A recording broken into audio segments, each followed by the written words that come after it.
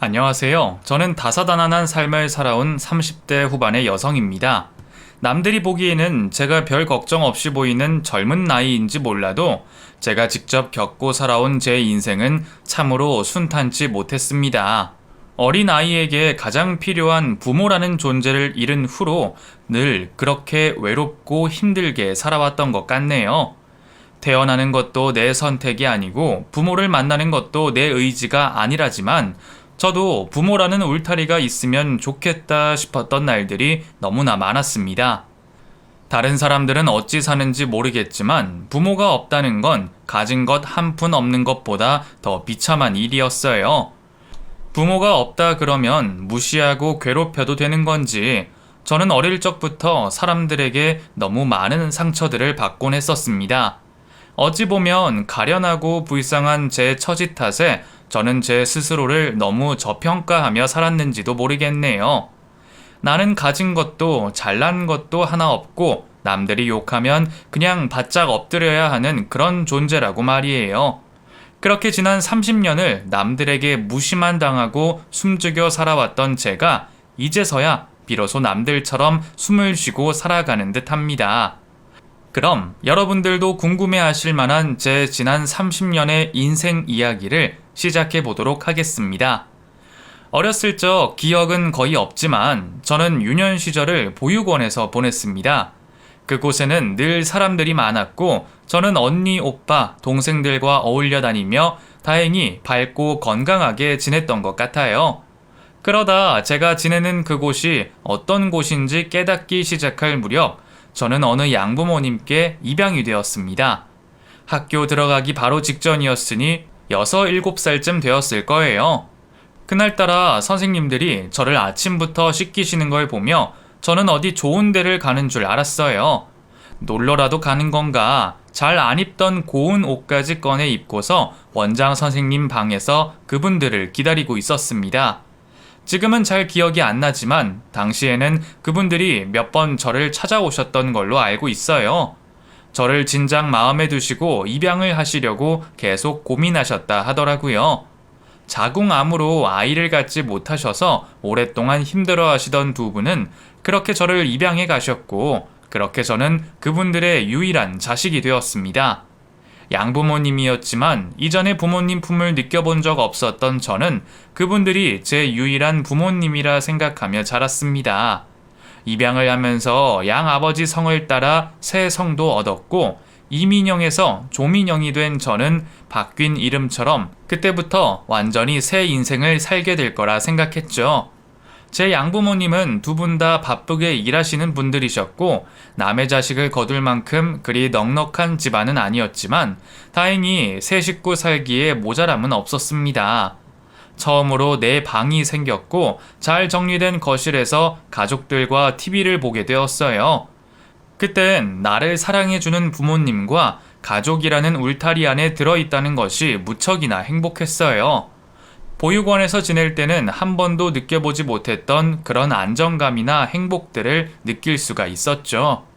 가족이 없던 저는 낯선 분들과 함께 지내는 게 어색하기도 했지만 저를 입양해 주신 양부모님께 감사했고 그분들께 좋은 딸이 되고 싶었습니다. 그래서 저는 착한 딸이 되려 참 많이 노력했습니다.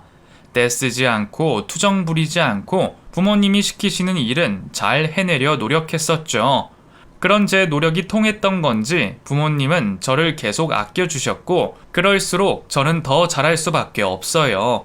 아무래도 저는 나이를 꽤 먹고서 입양이 되었기에 다른 아이들보다 더 눈치를 볼 수밖에 없었습니다. 친자식이야 부모로부터 조건 없는 사랑을 바라겠지만 저 같은 입양아들은 어쩔 수 없이 그런 강박을 가지고 있을 겁니다. 나를 걷어주신 감사한 분들에 대한 은혜와 혹시나 잘못해서 또다시 버려지는 건 아닐까 하는 불안 때문에 내색은 못해도 늘 마음에 짐이 있을 수밖에 없었죠. 그렇게 좋은 딸이 되고 싶은 마음에 공부도 열심히 하고 집안일도 성실히 도왔지만 세상 일이라는 게 제가 노력한다고 다 제 뜻대로 되는 게 아니더라고요. 제가 중학교 입학을 앞두던 어느 날 양부모님은 큰 다툼 끝에 이혼을 하게 되셨고 저는 누구의 선택도 받지 못한 채 다시 버려지게 되었습니다. 사실 그분들의 사정도 이해는 했었어요. 애초에 남의 자식 데려다 키운다는 게 쉬운 일도 아니었을 것이고 이혼까지 한 마당에 혼자 살기도 팍팍한데 두 분 다 저를 데려가실 여력이 없으셨겠죠. 게다가 양어머니는 몰라도 양아버지는 저와 그리 가깝지 못했으니 제가 두 분 중 누구를 따라갔어도 마음이 편하지는 않았을 겁니다. 그렇게 머리로는 어른들의 상황을 이해하면서도 마음속에서는 설명 못할 분노와 서운함과 온갖 복잡한 감정들이 뒤섞여 차마 표현을 할 수 없었어요. 이럴 거면 차라리 나를 입양을 하지 말지 하는 생각까지 들 정도였죠. 하지만 저도 양부모님과 지내는 몇 년간 따뜻한 울타리 속에서 지낼 수 있었고 처음으로 가족의 정을 느껴보기도 했으니 그만하면 감사하다고 생각해야 했습니다. 그렇게 결국 저는 이혼하신 양부모님의 손을 떠나서 그 후로 저 같은 아이들이 모여 지내는 위탁가정으로 가게 되었습니다. 사실 위탁가정 생활은 보육원에 있을 때보다 훨씬 나았어요. 인원도 한참 적었고 일반 가정집 같은 데서 지내다 보니 좀 더 가정적인 분위기였죠.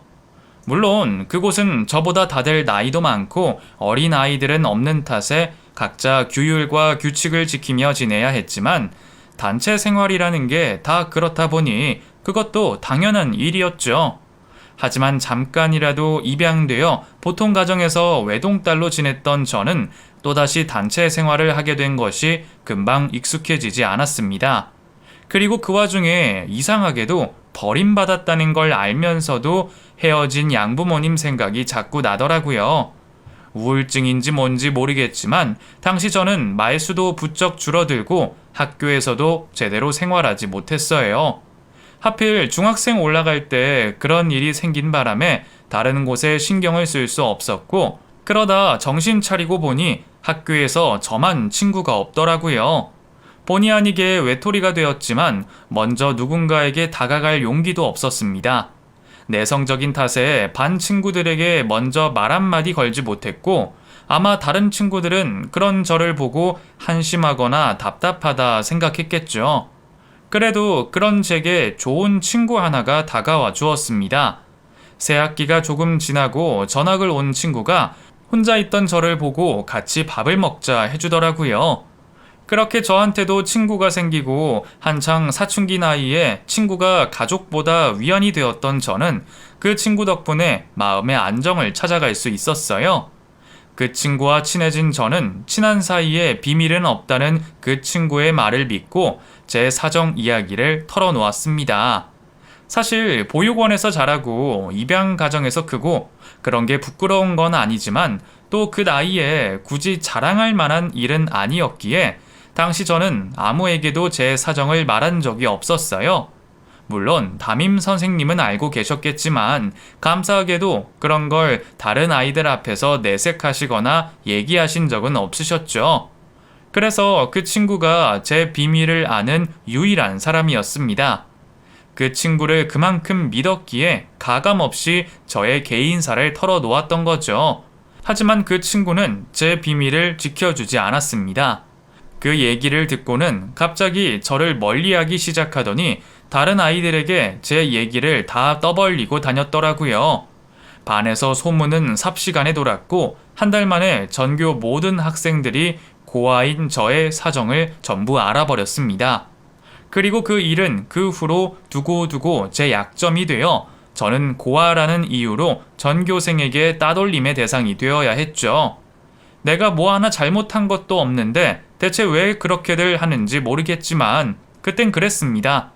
다들 부모님이 없는 저를 괴롭혀도 된다 생각하는 건지 저는 학교에서 매일 이유 없는 괴롭힘에 시달려야 했고 그렇게 제 인생은 점점 더 팍팍해져만 갔어요. 그나마 고등학교에 올라가면 괴롭힘도 끝나려나 했는데 같은 고등학교로 진학한 중학교 동창 몇몇이 제 사정을 금세 퍼뜨리는 바람에 저는 고등학교에 가서도 괴롭힘에 시달리게 되었습니다. 어쩜 아무도 나를 도와주는 사람이 없는 건지 저는 무심한 세상 속에 점점 더 힘들 수밖에 없었습니다. 그런데 딱 한 명 저를 도와주는 친구가 나타났습니다. 1학년 때 같은 반이었던 그 친구는 학교에서도 인기 많기로 소문난 친구였어요. 공부도 잘하고 모범적인 데다가 키도 크고 운동도 잘해서 남녀노소 가리지 않고 그 애를 싫어하는 사람이 없었어요.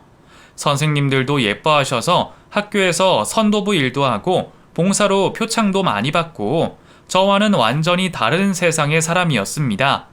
반장이었던 장훈이는 괴롭힘 당하는 저를 그냥 두고 보지 않았습니다. 장훈이가 저 대신 나서주고 화내준 덕분에 반 아이들은 대놓고 괴롭히는 게 없어졌지만 다른 반 아이들까지 막기에는 역부족이었죠. 급식 시간마다 또 무슨 괴롭힘을 당할까 끔찍했던 저를 위해 장훈이는 3년 내내 저와 같이 밥을 먹어주었습니다. 반이 달라져도 매번 점심시간 때마다 찾아와 주고 시간 날 때마다 제 교실로 찾아와 아는 체를 해준 덕분에 반이 달라진 후에도 저를 괴롭히는 아이들이 점점 줄어들었어요.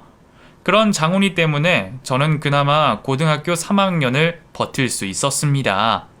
그 아이는 친구도 많고 공부하기도 바쁠 텐데 나 같은 걸 챙겨준다는 게 고맙기도 하고 잘 이해가 되지 않았죠. 나한테 뭘 바라는 게 있는 것도 아니고 나를 좋아하는 것도 아닐 텐데 말이에요. 저도 처음에는 그 친구가 저를 반장으로서 챙기는 거라 생각했었습니다. 반장이니까 그런 불의를 두고 볼 수 없는 거라고 말이에요. 하지만 3년 내내 저를 도와주는 그 아이를 보며 저는 어느 순간부터 그 친구를 남몰래 짝사랑하게 되었습니다. 당치도 않는 일이라는 건 알고 있었지만 마음 가는 걸 숨길 수가 없더라고요. 하지만 저는 고백 한번 해보지 못했어요. 나 같은 게 어떻게 장훈이를 넘볼까 싶어 제 스스로 주제 파악을 했죠.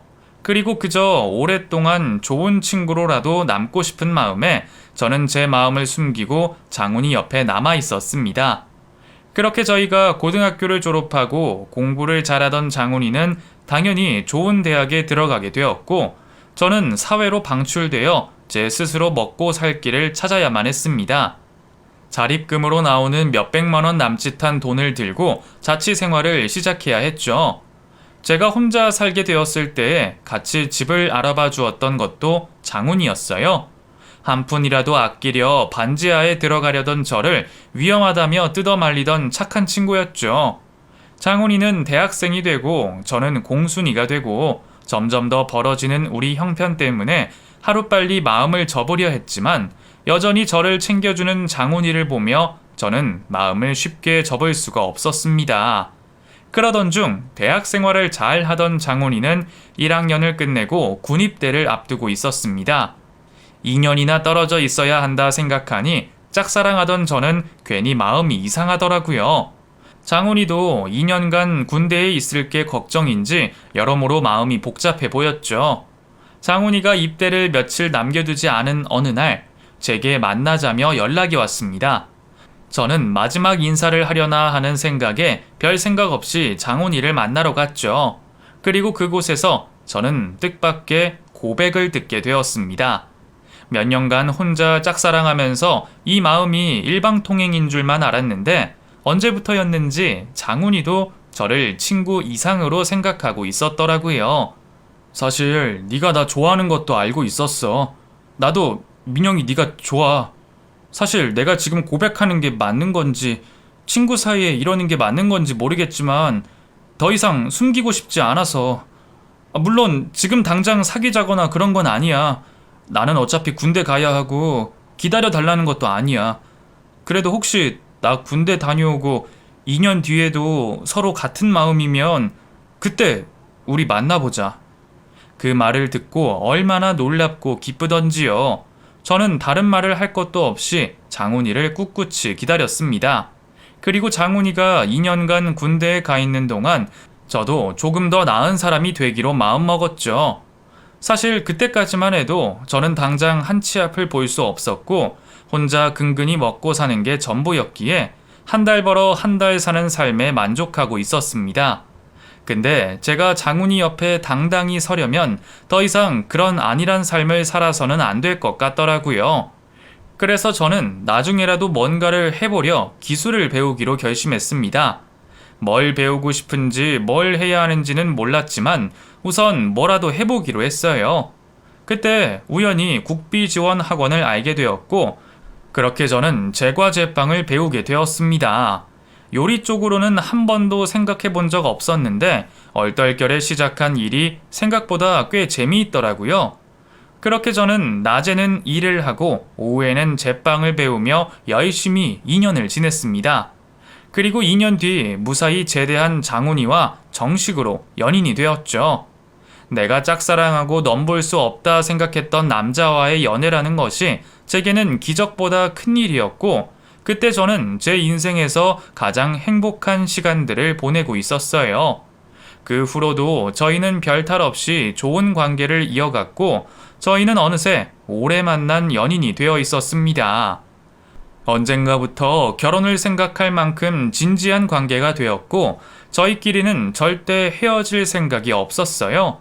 하지만 그런 저희의 진지한 관계에도 시어머니는 저를 무척이나 싫어하셨습니다. 어찌 보면 당연한 일이었어요. 젊었을 적부터 남편 없이 혼자 아들을 기르셨던 저희 시어머니는 인생에 아들이 전부셨고 아들밖에 모르고 사셨던 분이셨습니다.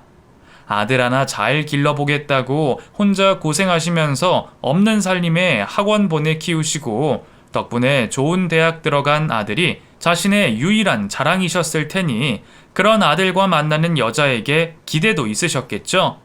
장훈이에 비하면 저는 고졸에 돈도 없고 변변한 직업도 없으며 하물며 고아였으니 그런 제 조건이 싫어도 너무 싫으셨을 겁니다.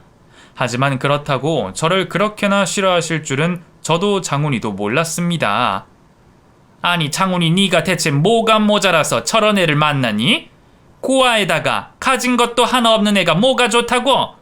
그렇다고 얼굴이 빼어나게 예쁘기를 해, 공부를 잘하기를 해. 어디 하나 봐줄 것도 없구만. 네가 눈이 삐지 않고서야 이럴 수가 없는 거지. 나도 괜히 너희랑 실랑이 하고 싶지 않으니 결혼까지는 생각하지도 말고 적당히 만나다가 빨리 헤어져. 처음 인사를 드리러 갔던 날 제게 매몰차게 그리 말하시는 어머니를 보며 저는 어쩔 수 없이 좌절할 수밖에 없었어요. 그런 반대를 당연히 예상했으면서도 저는 한편으로 어머니가 저를 보듬어 주시기를 바랬나 봅니다. 어머니는 후로 매일 장훈이에게 저와 헤어지기를 요구하셨고 평생 아들 앞에서는 큰 소리 낸 적 없으신 분이 저 때문에 아들과 크게 싸우셨다더라고요. 그 말을 들으니 제가 괜히 잘못을 저지른 것 같고 저도 마음이 편하지 못했습니다. 그래도 장훈이는 저와 헤어지지 못하겠다며 계속 어머니와 갈등을 빚어냈어요. 믿었던 아들이 저 같은 여자 때문에 자기 어머니에게 큰 소리를 내는 것을 보고 어머니도 많이 당황스럽고 속상하셨을 겁니다. 그 생각을 하니 저는 저를 반대하시는 시어머니에게 섭섭함보다 죄송함이 더 컸습니다. 그래도 언젠가는 어머니도 저희 관계를 인정해 주시고 저를 예뻐해 주지 않으실까 생각했는데 장훈이가 3년의 취업 준비 끝에 좋은 회사에 입사하게 된 이후로 어머니의 반대는 더욱 심해지셨습니다. 그쯤 저희는 30이 가까워졌고 여전히 결혼하고 싶은 마음이었지만 어머니는 좋은 회사에 취업까지 한 아들이 더 잘난 여자 만나서 좋은 처가댁 얻어 결혼을 하기를 바라셨어요. 그래서 억지로 장훈이를 여러 선자리에 끌고 다니기까지 하셨죠. 저와 못 헤어진다고 어머니와 싸우면서도 장훈이 역시 자기 때문에 희생하셨던 어머니를 마냥 외면할 수 없어 선자리를 나갔고 저도 장훈이가 선을 보는 것을 보고만 있을 수밖에 없었습니다. 그래도 나는 민영이 너밖에 없어. 선자리 나가서도 여자친구 있다고 말했어. 내가 계속 못 헤어지는 거 보시면 엄마도 언젠가 포기하시겠지. 우리 그때까지 조금만 참자. 나는 괜찮으니까 너무 신경 쓰지 마. 나도 어머니 마음에 들도록 노력해 볼게. 그렇게 저희는 그렇게까지 반대하시는 시어머니의 마음을 돌리려 무척 애를 쓸 수밖에 없었습니다. 장훈이는 장훈이대로 저는 저대로 어머니가 저희 사이를 인정해 주시기를 바랬어요. 저는 어떻게든 어머니의 마음을 돌려보려 어머니가 바라시는 건 최대한 들어드리려 노력했습니다. 어머니가 제가 고졸이라서 마음에 안 드신다 하셔서 저는 고민 끝에 방통대에 들어가게 되었습니다. 저도 대학 공부에 대한 열망이 있었고 그때 어머니 덕분에 졸업장을 딴 건 지금도 다행이다 싶어요. 하지만 당시에는 일을 하면서 졸업장을 따는 일은 쉬운 일이 아니었습니다. 하필이면 그 중에서도 경영학과를 선택한 탓에 일하면서도 틈틈이 공부하여 4년 만에 방통대 졸업장을 땄었죠. 하지만 제가 대학 졸업장을 따도 어머니 눈에 들지 못했습니다. 어머님이 말씀하시는 건 다 노력해왔지만 제가 무슨 노력을 해도 어머니는 결국 저를 받아주지 않으셨습니다. 그런 어머니가 가장 문제 삼으셨던 건 결국 제가 고아라는 이유였어요. 엄마, 나도 엄마 없으면 고아야. 나도 아버지 없이 힘들게 살았는데 그럼 그게 내 탓이야? 엄마는 내가 아버지 없다고 무시당하고 산 것도 알고 엄마도 그런 소리 듣고 치를 떨도록 싫어했으면서 어떻게 민영이한테 그럴 수가 있어? 그럼 나도 반쪽짜리 고아 아니야? 넌 무슨 말을 그렇게 하니? 내가 너 애비 없이 자랐다 소리 안 듣게 하려고 얼마나 노력했는데. 그래도 하나라도 있는 거랑 아주 없는 거랑 같니? 그리고 나야말로 그 소리가 지긋지긋해서 고아 며느리 보기 싫은 거야. 남편 없이 자식 키운 것도 억울해 죽겠는데 며느리마저 천에 고아를 들이라 이거냐? 너야말로 네 엄마 생각은 요만큼도 안 하지? 장훈이는 그런 자신의 어머니를 이해하지 못했습니다. 누구나 고아가 될 수 있고 자기도 아버지 없이 자란 반쪽짜리 고아인데 어머니가 저한테만 매몰차게 하시는 게 많은 상처이고 실망이 되었나 보더라고요. 결국 어머니와 저희 사이의 의견은 좁혀지지 않았고 시간이 지날수록 저희도 많이 힘들어지며 저는 차라리 서로를 위해 헤어지는 게 맞지 않나 하는 생각까지 하게 되었어요. 저도 저였지만 저 때문에 어머니와 갈등을 빚고 힘들어하는 장훈이를 볼 때마다 내가 그 사람에게 못할 짓을 하는구나 자꾸 죄책감이 들었습니다. 그래서 제가 마지못해 몇 번이나 헤어지자고 말도 해봤지만 그때마다 장훈이는 저를 끝까지 붙잡아 주었어요. 민영아, 네가 많이 힘든 거 나도 알아. 근데 나도 너 없이는 못 살아. 제발 나 믿고 조금만 더 기다려주면 안 될까? 그 말에 저는 끝까지 장훈이를 기다려주게 되었고 저희는 결국 만난 지 10년 만에 결혼 허락을 받아낼 수 있었습니다. 아들이 노총각을 코앞에 두고도 다른 여자를 만나지 않겠다 하니 어머니 입장에서도 더 버티기 힘드셨나 봅니다. 그 긴 세월을 견디며 결혼까지 오기가 결코 쉽지 않았지만 어렵게 하게 된 결혼 덕분에 저는 너무나 행복했습니다. 그 후로 저희는 시어머니를 모시며 한 집에서 지내게 되었어요. 제 딴에는 어머니께 죄송스럽고 감사한 마음의 표시였고 어머니 입장에서는 그나마 저희 결혼을 허락하실 만한 이유였습니다. 하지만 그 후로 시집살이는 당연한 수순이었습니다. 저도 어머니가 저를 환대하지는 않으실 거라 알고 있었고 그 정도는 감수해야 한다 생각했어요. 저도 고생은 꽤 해봤기 때문에 살림 같은 건 전혀 힘들지 않았습니다. 다만 제가 아무리 노력하고 뭘 하더라도 마음에 들지 않아 하시는 시어머니의 태도와 막말들 때문에 마음이 힘들 수밖에 없었죠. 그런 얘기는 왜 들어도 익숙해지지 않는지 고아라서 배운 것 하나 없다며 사사건건 혼을 내시는 어머니를 보며 가끔은 내가 죽는 날까지 어머니 눈에 들지 못하겠다는 생각이 들어 암울해지기도 했습니다. 어머니와는 여전히 가까워지기 어려웠지만 그래도 남편은 정말로 저를 사랑해 주었습니다. 제가 시집살이 하게 된 게 마음이 쓰이는지 결혼을 하면서 제게 직접 가게를 차려주기도 했어요.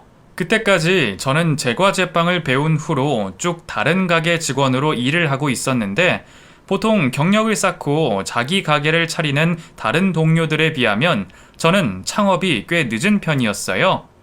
그런 제게 남편이 그동안 열심히 모아온 돈으로 제 가게를 차려주었습니다. 그렇게 남편 덕분에 집 근처에서 작은 빵집을 운영하게 된 저는 매일 새벽같이 나가 가게를 열고 매일 열심히 빵을 구웠습니다. 다행히 오픈 초기에는 동네에 개인 빵집이 없던 탓에 장사는 꽤 잘 되곤 했어요. 오후 정도면 만들었던 빵이 거의 소진되었고 저는 남편보다 일찍 퇴근하여 밀린 집안일을 챙길 수 있었죠. 매일 살림과 가게를 돌보며 바쁘게 살았지만 저는 그래도 사랑하는 사람과 함께하는 인생이 행복했습니다. 언젠가 우리 아이를 낳아 더 행복해질 생각도 있었고요. 그렇게 제가 가정에 충실하며 열심히 일을 하던 중에 집에 계시던 어머니가 심심하신지 제 가게에 나오시기 시작하셨어요. 60세까지 열심히 일을 하셨던 어머니는 저희가 결혼을 하며 일을 그만두셨고 저희가 드리는 용돈으로 생활을 하셨습니다. 내가 여태 고생한 게 있는데 이 나이에는 좀 쉬어야지. 앞으로 내 생활비는 전부 니들이 책임져야 하는 거다. 그러니까 너도 가게 농땡이 부리지 말고 잘해. 어머니는 점심쯤 나오셔서 가게 빵으로 식사도 하시고 차 한잔 하시면서 훈수도 두고 그러셨죠. 처음에는 어머니가 많이 심심하신가 보다 싶어 안쓰러운 생각마저 들었는데 제가 걱정해야 할 게 그게 아니었어요. 어느 날부터 제 가게 주인 행세를 하시는 시어머니 때문에 저는 골머리를 썩을 수밖에 없었습니다. 어머니는 좁은 가게로 친구들을 부르셔서 계산도 없이 빵과 음료들을 꺼내 드셨고 시끄럽게 떠드시면서 다른 손님들을 쫓아내곤 하셨습니다. 게다가 빵 고르시는 손님들에게 자꾸 시비를 거셔서 기분 나쁘다고 떠나신 손님들이 너무 많았어요. 아줌마, 거 시식만 계속 먹을 거면 나가요. 예? 지금 나한테 하는 말이에요? 그래, 아까부터 빵 고른다면서 계속 주워 먹고만 있고 남의 장사 거덜내려는 거야 뭐야? 거지도 아니고 돈 주고 사 먹어야지. 그게 뭐야? 어머, 내가 몇 개나 먹었다고 그래요? 맛을 봐야 빵을 사지. 내가 여기 가게 빵 사준 게 얼만데 거지라고? 아줌마가 사장이에요? 그래, 내가 사장이다. 무슨 가게가 이따위야. 나 참 더럽고 치사해서 다시 노나봐라. 동네 장사는 손님 상대하는 게 구할인데 그렇게 오는 손님마다 쫓아내시는 시어머니 때문에 저희 가게 매출은 점점 떨어져 가게 되었습니다. 안 그래도 주변에 새로운 빵집이 생겨서 매출을 걱정하던 중에 어머니의 만행은 결정타였어요. 결국 저는 참다 못해 시어머니에게 사정을 하게 됐죠. 어머니, 손님한테 그러시면 어떡해요. 그리고 제가 사장인데 자꾸 사장이라고 하시면 좀 곤란해요, 어머니. 뭐? 내가 사장이라 해서 기분 나쁘다 이거야? 예, 여기 우리 아들이 차려준 가게 아니야? 그럼 내 가게나 다름없는 거지.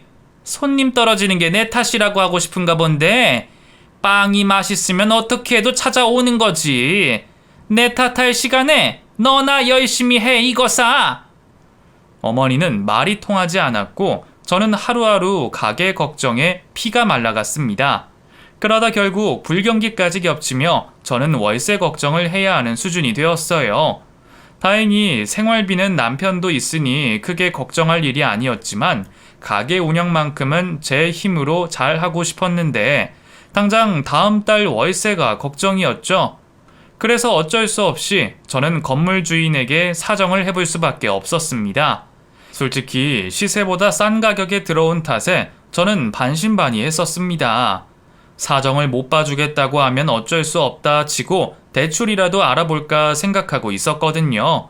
그런데 다행히 건물 주인이 제 사정을 안타까워하시며 이해를 해주시더라고요. 아유, 사정이 어려우면 진작 말을 하지. 내가 몇 달치 월세 안 받을 테니까 급한 불부터 꺼요. 예? 아예 안 받으시면 안 되죠. 밀린 월세는 제가 어떻게든 천천히 갚을 테니까 조금만 기다려주세요. 젊은 사람이 열심히 산다는데 여유 있는 사람이 도와야지. 안 그래도 요즘 다들 힘들다 그러지 않아요? 이럴수록 서로 도우면서 사는 거예요. 내가 나이가 들었는지 요즘 건물 청소하러도 한 번 못 가고 그 집 빵 한 번 못 팔아준 게 괜히 미안하네. 그동안 꼬박꼬박 월세 내준 거 고마워서 내가 편히 봐주는 거니까 부담 갖지 말고 형편 나아지면 줘요. 요즘 이런 분들도 있구나 싶어서 얼마나 감사했는지 몰라요. 그렇게 저는 덕분에 위기를 넘길 수 있었고 간신히 폐업을 면하게 되었습니다. 그 후로 저는 감사한 마음에 더 열심히 장사를 할 수밖에 없었어요. 어머니에게도 간청드려서 제발 가게에 나오지 마셔달라고 부탁드렸고, 덕분에 그 후로 저는 조금 마음의 여유를 얻을 수 있었습니다. 그리고 얼마 뒤 제 가게가 걱정되어 찾아오신 주인 사장님을 뵙게 되었죠.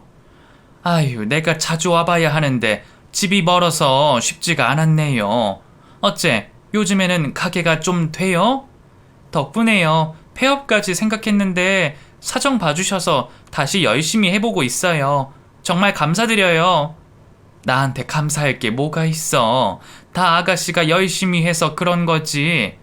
오늘은 나도 빵 좀 사가려고요. 여기 맛있는 게 뭐가 있어요?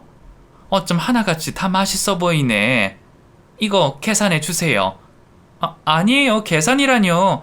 저 사장님한테 돈 못 받아요. 밀린 월세 이자만 해도 이걸로는 택도 없을 텐데요. 고르신 빵은 들고 가시고 오신 김에 저랑 차라도 한잔 하고 가세요. 제가 너무 감사해서 꼭 인사드리고 싶었어요. 아휴, 젊은 사람이 이렇게 잘해주니까 기분이 좋네. 나 심심하면 종종 와도 돼요? 당연하죠. 저도 혼자 장사하느라 심심한데 오셔서 시식이라도 해주세요. 그날 이후 저희는 부쩍 친해지게 되었습니다. 생각보다 대화도 잘 통하고 혼자 사시는 주인 사장님이 많이 심심하신 것 같아서 오실 때마다 빵도 대접하고 대화를 나누었죠. 사장님은 정말 좋으신 분이셨습니다. 제가 딸 같다며 잘해주시는 것도 감사했고 별것 아닌 것도 칭찬해주시고 저한테 다정한 말을 해주시는 걸 들으니 저도 자꾸만 딴 생각이 들더라고요. 이분이 우리 엄마였으면 좋을 만큼 저는 그 건물주 사장님이 무척이나 가깝게 느껴졌습니다. 그 후로 평화로운 날들이 흘렀고 어느 날 믿을 수 없는 일이 벌어지고 말았습니다. 출장을 간다던 남편이 영영 집에 돌아오지 않았죠. 남편은 원래 심장 쪽이 좋지 못해서 꾸준히 병원을 다녔어요. 아버님도 심근경색으로 돌아가셨거든요. 그래서 그동안 고혈압 관리도 하고 정기검진도 꾸준히 받아왔는데 그렇게 하루아침에 시아버지와 똑같이 죽게 될 줄은 아무도 몰랐습니다. 갑작스러운 남편의 사망 소식에 저와 어머니는 혼비백산했고 남편이 실려간 병원으로 쫓아가게 되었죠. 그리고 그곳에서 저는 차가운 남편의 시신을 마주하게 되었습니다. 분명 잘 다녀오라며 인사를 하고 보냈는데 그런 모습으로 돌아올 줄 몰랐습니다. 차라리 사고였다면 수술이라도 하고 희망이라도 빌어봤을 텐데 아무런 희망을 가질 수도 없었던 저희는 결국 남편의 장례를 준비할 수밖에 없었습니다. 이미 벌어진 일이었고 돌이킬 수 있는 일도 아니었지만 그때 저는 그 모든 것들이 이해되지도 않았고 현실로 받아들여지지 않았습니다. 마치 전부 꿈인 것처럼 당장이라도 깨어날 수 있을 것 같더라고요. 옆에서 어머니가 통곡을 하셔도 남편 영정사진을 준비하고 상복을 입고 장례를 치르는데도 저는 도저히 남편이 죽었다는 게 믿어지지 않았습니다. 고등학교 3년, 연애 10년에 결혼 생활이 겨우 3년이었습니다. 남편이 차려준 가게에 자리 잡고 곧 아이도 낳자 약속하고 있었는데 그 약속을 지키지도 못하고 남편이 먼저 떠날 것을 생각해 본 적이 없었어요. 어머니도 당황스러우셨을 겁니다. 그렇게 애지중지 키우고 아까워서 저한테 주기 싫었던 아들이 너무 어린 나이에 세상을 뜨게 되었으니 말입니다. 이제 겨우 35살, 너무 아까운 나이에 떠났기에 누가 봐도 안타깝고 서글픈 일이었을 겁니다. 그래서 그 슬픔을 남의 탓으로 돌리고 싶으셨을지도 모르죠. 우리 아들 살려내라 이거사. 우리 아들 살려내. 너 말고 좋은 여자 만나서 있는 집에 장가 갔으면 그 고생 안 하고 살 수도 있었는데 우리 아들이 생고생한다고 하다가 그렇게 된 거 아니야? 네가 돈이라도 잘 벌었어 봐라. 우리 아들이 살아있지. 죄송해요. 죄송해요 어머니. 그게 제 탓이 아니라는 건 저도 알지만 그때는 저도 남편의 죽음이 전부 제 탓인 것만 같더라고요. 어머니 말씀대로 차라리 내가 남편을 욕심내지 않았더라면, 남편이 정말 더 좋은 여자 만났더라면, 그러면 우리 가게 매출 걱정하지 않고 일도 덜 했을지, 어머니는 제 탓을 했고 저도 제 탓을 할 수밖에 없었습니다. 가슴이 아팠던 저는 장례 기간 내내 너무 힘들어 물 한 모금 마시지 못했고 밥 한 술 뜨지 못했습니다. 겨우 이틀 굶었는데도 너무 울어서 그런지, 충격을 많이 받아서 그런지 기력도 없고 당장이라도 쓰러질 것 같더라고요. 남편 발인을 해야 하는데 이러다 쓰러지면 어쩌나 싶어서 저는 어머니가 드시다가 남겨두신 편육을 집어 먹었습니다. 그게 맛있어 보여서 먹었겠나요? 어떻게든 끝까지 폐를 끼치면 안 된다는 생각에 살려고 먹었던 것 뿐이죠. 하지만 어머니 눈에는 그게 찢어 죽일 만큼 미우셨던 모양입니다. 제가 억지로 편육을 씹어 삼키는 걸 보고 제 머리채를 잡으시더라고요. 이년이 미쳤나? 네가 지금 입맛이 돌아? 남편 잡아먹고 그게 넘어가냐? 아, 어머니 놔주세요. 놔주세요. 저는 편육을 먹는다고 화가 난 시어머니 손에 머리털이 한 움큼 뽑힐 만큼 시달려야만 했습니다.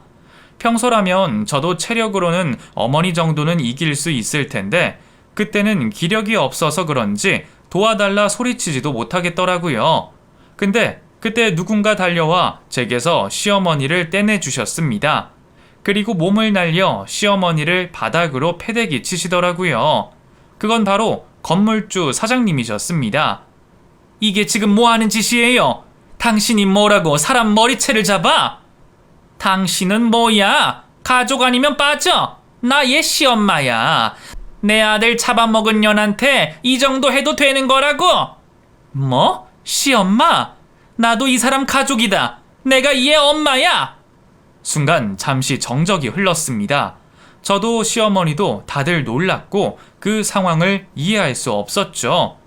나 얘 엄마예요. 민영이 내 딸이라고. 내가 당신 폭행으로 고소할 거니까 각오하는 게 좋을 거야.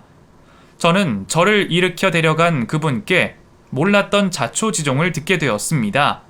오래전 남편을 잃고 혼자 된 엄마는 어려운 형편 탓에 저를 키우실 수 없으셨습니다. 그때는 네 아버지 죽고 나 혼자 먹고 살기는커녕 어린 자식 입에 풀칠도 못해준 형편이었어. 너한테 밥도 제대로 먹이지 못했고 정말 막막했다. 당장 먹고 죽을 것도 없는데 너는 자꾸 배고프다 그러지. 어린 너 데리고 일 다니는 것도 어렵지. 그때는 정말 같이 죽을 생각까지 했었어. 근데 엄마가 그러면 안 되는 거잖니. 내가 어떻게 되더라도 자식은 살리고 보는 게 엄마일 건데. 그래서 잠시라 생각하고 너를 보육원에 맡기기로 했다. 어떻게든 돈 벌어서 다시 데려가려고 그랬었어. 하지만 그 사이 저는 다른 곳으로 입양을 가게 되었고 뒤늦게 그 사실을 알게 된 엄마는 그게 차라리 제게 나은 선택일 거라 생각하며 저를 포기하기로 하셨답니다. 그리고 제가 양부모님 집에서 행복하게 잘 사는 줄 알고 계셨던 거죠. 엄마는 저를 찾지 않는 게 저한테 나을 거라 생각하시고 나중에 제게 유산이라도 남기고 싶은 마음에 열심히 살아오셨습니다. 그러다 운이 좋게 건물도 가지게 되셨고 가끔은 저를 찾고 싶으셨지만 괜히 긁어 부스럼 만들까 싶어 저를 찾지 못하셨습니다. 그러다 성은 다르지만 이름이 같은 저를 보고 어릴 적과 많이 닮은 얼굴에 저를 왠지 낯설지 않다 생각하셨고 저 몰래 제 뒷조사를 하셔서 제가 어릴 적 헤어진 딸인 것을 알게 되셨던 거죠. 나중에 네가 내 딸인 걸 알고도 내가 차마 찾아갈 수가 없었어. 어찌됐든 내가 널 버린 건데 이제 와서 엄마라고 나타나면 네가 나를 이해 못할 거라 생각했다. 차라리 옆에 두고 가끔 보기라도 하면 다행인데 네가 나를 아주 떠나버리면 어쩔까 싶어서 말을 못했어. 그래서 언제 말해야 하나 계속 기회만 보다가 결국 이때까지 말을 못했구나. 저는 그제서야 건물주 사장님이 별 이유도 없이 저를 도와주시고 제 가게를 찾아와 주신 것을 이해하게 되었습니다. 엄마보다 잘해주시는 걸 보고 우리 엄마였으면 좋겠다 생각했더니 그분이 정말 우리 엄마였을 줄 누가 알았을까요? 정말 우리 엄마예요? 내가 고아가 아닌 거예요? 그때 저는 말 못할 감정 때문에 뭐라 말을 해야 할지 몰랐습니다. 짧다면 짧은 인생이 그동안 너무 고단했기에 내게 엄마라는 존재가 있다는 것이 믿어지지 않더라고요. 엄마는 제가 자신을 용서하지 못하실 거라 생각했는지 제 앞에서 무릎 꿇고 사과를 하셨습니다.